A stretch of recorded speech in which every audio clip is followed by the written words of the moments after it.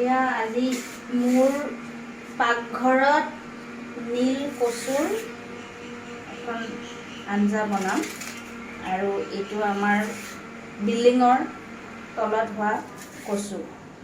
এইটো কচুক আমি নীল কচু বুলি কওঁ, অকণমান নীলা বেঙুনীয়া ৰঙৰ কাৰণে। আৰু এই কচুটো আজি বনাম মই। প্ৰথমতে বাকলিখিনি গুচাই ল'লোঁ আৰু হাতত ধৰিবও পাৰে, তাৰে কাৰণে মই হাতত অকণমান মিঠাতেল সানি লৈছিলোঁ।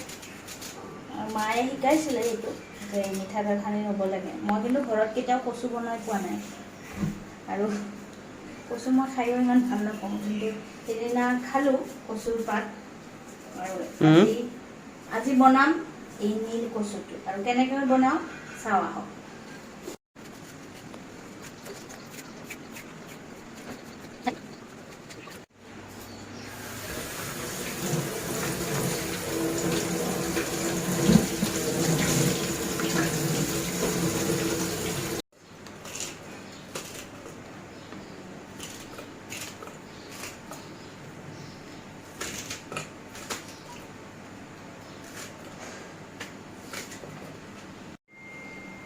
নিমখ অকণমান দি লৈছোঁ বইল কৰাৰ কাৰণে।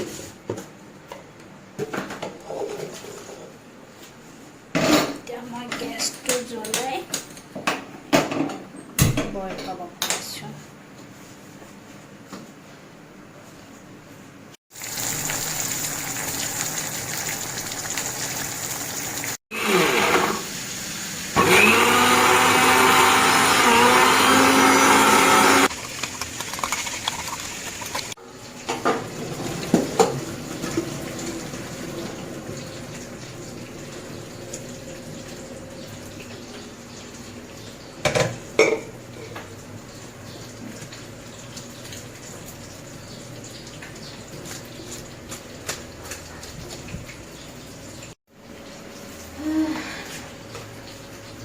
এতিয়া কচু আঞ্জাখিনিত সৰহকৈ জলকীয়া দিব লাগিব, মানে লংকা। এতিয়া আমি এইটো পিচি লোৱা নাই, ফালি ফালি লৈছোঁ। আৰু জলকীয়া কাটোতে সাৱধান, তাৰপিছত হাত ধুব লাগে, নহ'লে চকু মোহাৰি মোৰ বহুত দিন বিপদ হৈছে, চকুৱে মেলিব নোৱাৰোঁ। জলকীয়া হৈ যাব, তাৰ ৰঙা জলকীয়াও দি দিওঁ। জলকীয়া দিম।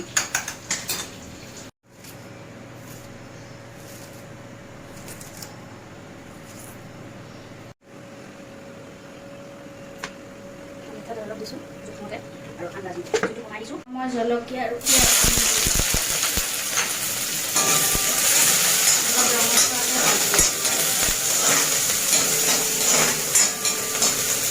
কেঁচা জলকীয়া নিদিলে শুকান জলকীয়াও দিব পাৰি,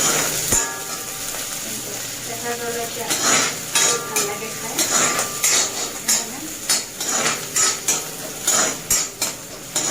কেঁচা জলকীয়া দিছোঁ মই। এতিয়া কচুখিনি দি দিছোঁ।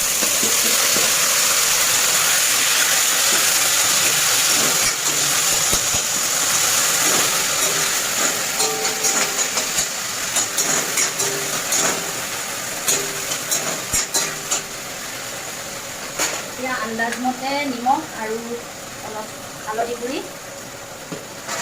দিব লাগিব। যিহেতু আমি বইল কৰোঁতে নিমখ দি থোৱা আছিলে, পৰিমাণটো কমাইছোঁ। জলকীয়াটো তেলত ভাজি দিবৰ কাৰণে অকণমান কাহ হৈ উঠিব পাৰে।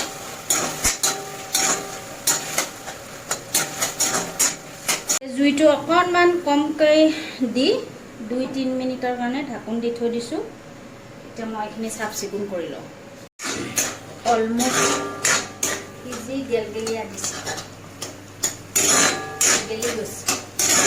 এতিয়া আমি চেপি থোৱা নেমুখিনি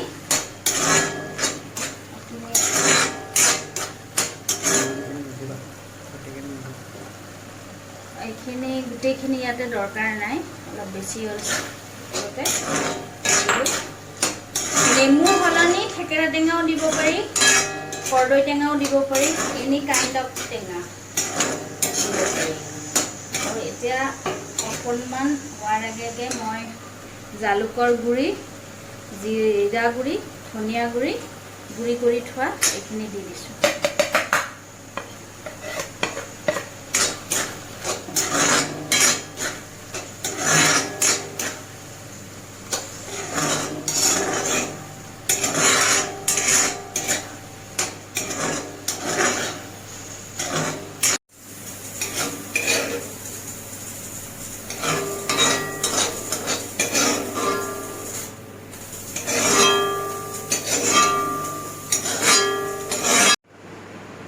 এয়া কচুৰ আঞ্জা আমাৰ ৰেডি হৈ গ'ল।